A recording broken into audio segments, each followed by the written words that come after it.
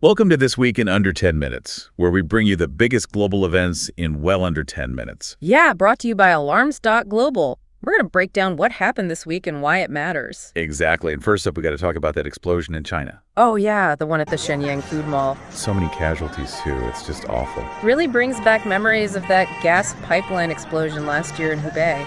25 people died in that one. It makes you wonder. Yeah, about safety regulations, especially in a place like China where things are developing so quickly. Are they cutting corners? It's a good question, something to think about for sure.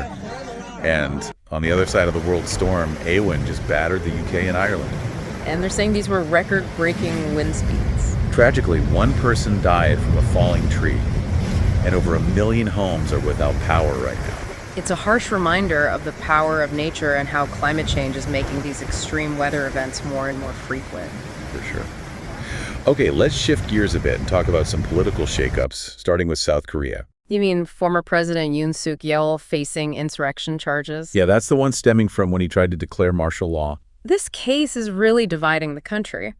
Some people see it as a power grab, a threat to democracy.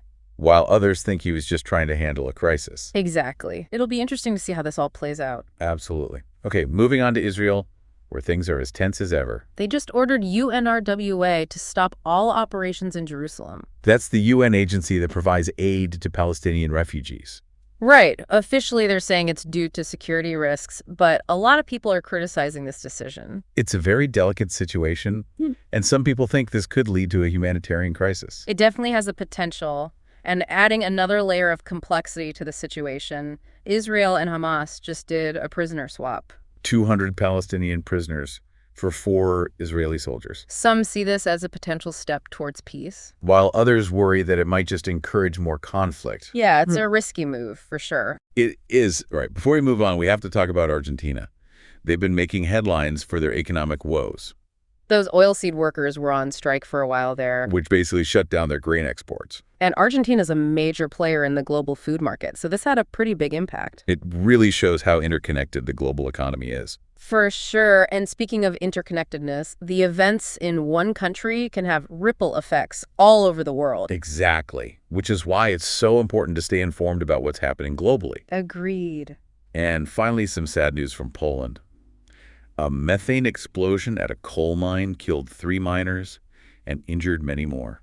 A tragic reminder of the dangers of that profession. Absolutely. It's heartbreaking, really makes you think about all those innocent people caught in the crossfire. And unfortunately, there are so many others facing similar situations around the world. Take the flooding in Nigeria, for example. Oh man, it's just devastating. Millions of people displaced from their homes. 22 million school children alone have been affected by this disaster.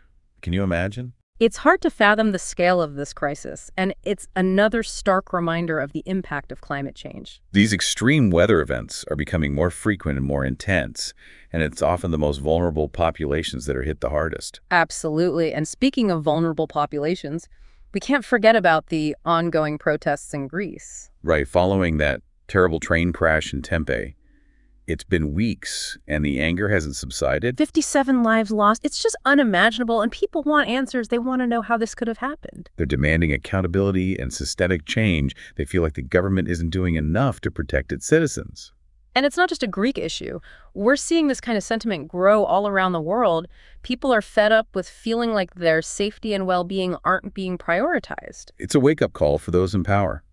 Hopefully you learned something new today and maybe even feel a bit more connected to the world around you. We sure hope so. Thanks for tuning in to This Week Under 10 Minutes, brought to you by Alarms.Global. And remember, staying informed is the first step towards making a difference. Until next time, stay curious, stay engaged, and stay informed.